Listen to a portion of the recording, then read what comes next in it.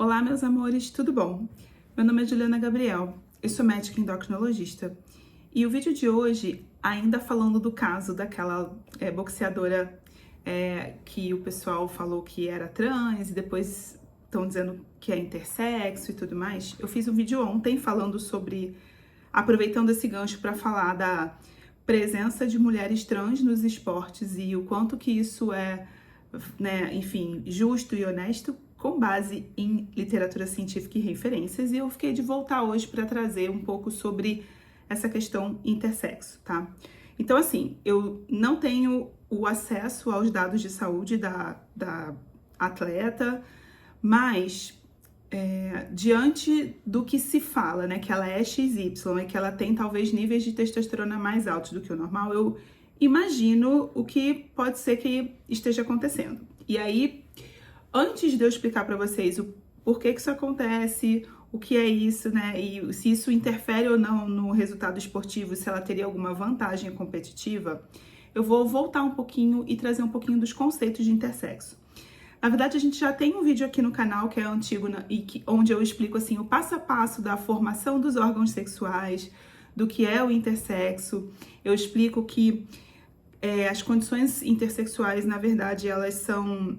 Esse termo é um termo guarda-chuva que abraça uma diversidade enorme de condições, né? Desde condições que afetam os cromossomos, os genes, o desenvolvimento dos órgãos internos, consequentemente a produção desses hormônios durante a vida intrauterina, que é o que faz com que se desenvolva os caracteres sexuais, ou seja, os genitais externos e internos, então órgãos do sistema reprodutor interno e a aparência externa desse sistema reprodutor. E por existirem diversas causas, muitas vezes levando a o mesmo sintoma, então um genital externo ambíguo ou um genital externo feminino com um interno masculino e um cromossomo masculino, ou um genital externo masculino com o cromossomo feminino e o genital interno feminino. A gente tem uma série de combinações e a partir dessa avaliação é que a gente entende que tipo de condição aquela pessoa física, aquela pessoa tem, aquele indivíduo tem, e a partir daí se precisa de algum tratamento e qual que é o melhor tratamento. Então, acabei de dar uma pincelada geral aqui no que é intersexo e vocês podem imaginar que dizer apenas só intersexo não significa que isso não significa uma condição específica. Mas, se a gente for pensar em pessoas que têm em mulheres que são XY e que por algum motivo, durante o desenvolvimento dos seus órgãos na vida embrionária, ou seja, quando elas ainda estavam na barriga da mamãe, né? Durante esse desenvolvimento dos seus órgãos, teve alguma diferença nessa formação que culminou com uma aparência externa feminina, com uma genitália externa feminina, e eu não sei o que ela tem de genitais internos, mas eu imagino que deva ser feminino, pelo que eu ouvi aí das redes. Isso provavelmente tem a ver ou com uma gônada que não se formou, né? Gônada é um termo genérico que a gente usa para designar ovário ou testículo, né? A glândula sexual. Então, ou essa glândula sexual não se formou direito, ou ela se formou, produz o hormônio, que seria a testosterona, mas essa testosterona não age. O primeiro exemplo que eu dei é o caso da disgenesia gonadal, inclusive esse foi o tema do meu mestrado e do meu doutorado, eu estudei a fundo essa condição. E o segundo exemplo que eu dei é o caso da insensibilidade aos andrógenos, ou seja, a pessoa tem todo o arsenal genético e até o arsenal de glândula sexual para o masculino, mas por não ter efeito dessa testosterona, é como se não existisse a testosterona, apesar dela estar ali. E aí ela tem, na verdade, uma aparência completamente feminina e são mulheres XY, tá? Então, assim, quando eu falo masculino e feminino, eu tô usando esses termos muito mais no sentido biológico e do senso comum para vocês entenderem a condição que eu quero dizer. Então, pensando nas duas principais causas que podem levar a uma mulher XY a ter níveis de testosterona dosáveis, que seria a disgenesia gonadal ou a insensibilidade aos andrógenos, de alguma maneira, na disgenesia gonadal, se tem algum nível de testosterona dosável, essa testosterona é mais baixa, tanto que foi insuficiente para causar o desenvolvimento do genital externo masculino na vida embriológica, então não vai ser suficiente para causar vantagem competitiva. Em segundo lugar, se é o caso da insensibilidade total aos andrógenos, a testosterona ela pode estar até bem alta, mas ela não vai agir como testosterona. Então, também não vai ter vantagem competitiva se vocês entenderem a vantagem de competitiva apenas do ponto de vista hormonal. E foi justamente essa discussão que eu fiz no vídeo de ontem, né? A vantagem competitiva não é só isso. O resumo disso tudo eu não sei a condição que ela tem, mas o fato dela ser intersexo indica que, ao contrário, provavelmente ela não tem vantagem competitiva e provavelmente ela deve ter passado por situações ao longo da sua vida que são situações diferentes das crianças que não têm nenhuma comorbidade do seu desenvolvimento embrionário. Então, por exemplo, normalmente as mulheres XY, elas têm um atraso na puberdade, elas têm uma demora nesse diagnóstico, elas, no caso das disgenesias gonadais, pode ter risco de tumores gonadais, então tem um risco maior de câncer, por isso que é importante a gente entender o diagnóstico e entender se precisa de um tratamento e qual o melhor tratamento.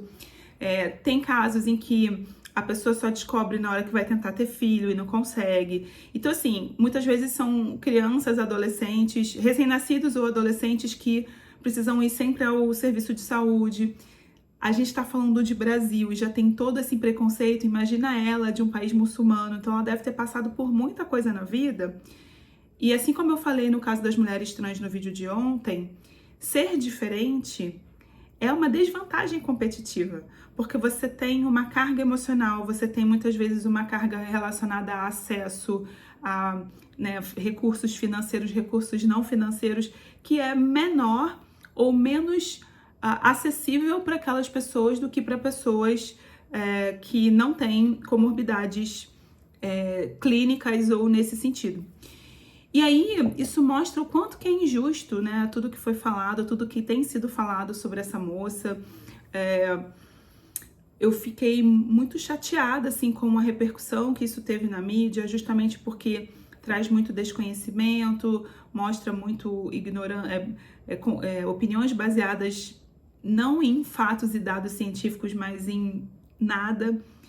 E, por outro lado, a presença de pessoas intersexo no esporte, ela já foi aceita muito anterior à presença de mulheres trans, justamente porque se demonstrou que não há vantagem competitiva.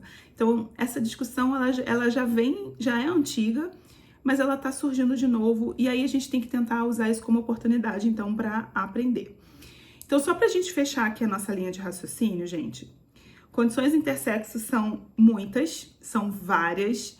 Eu não sei do que se trata no caso dessa boxeadora, mas pelo que eu ouvi e li nas mídias, pode ser que ela seja uma mulher XY, e nesse caso, mesmo que ela tenha níveis de testosterona um pouco mais altos do que o das mulheres que não são intersexo, ou que não são mulheres XY, né?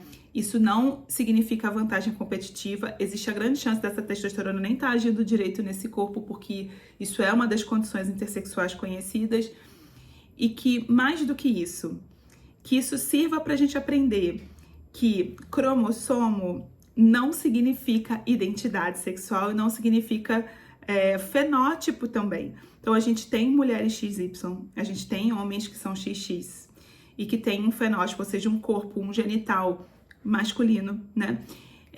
Cromossomo não significa nada, ele é só o começo da história, é a partir dos cromossomos que as coisas acontecem, mas podem ter alterações pós-cromossomo que modificam e trazem diferenças nesse desenvolvimento sexual. Então, essa história de que homem é XX, mulher é XY, isso é um discurso que precisa acabar, porque agora as pessoas intersexo estão colocando seus direitos cada vez mais sendo vistos pela sociedade, estão trazendo seus relatos para a gente aprender com as suas histórias. E assim como qualquer outra situação de saúde ou situação diferente da maioria, a gente precisa aprender, entender, acolher e não ficar fazendo esses discursos que não são baseados em ciência, são baseados em opiniões que não têm fundamentação nenhuma, tá bom? Então, eu espero ter ajudado de alguma maneira com esse vídeo.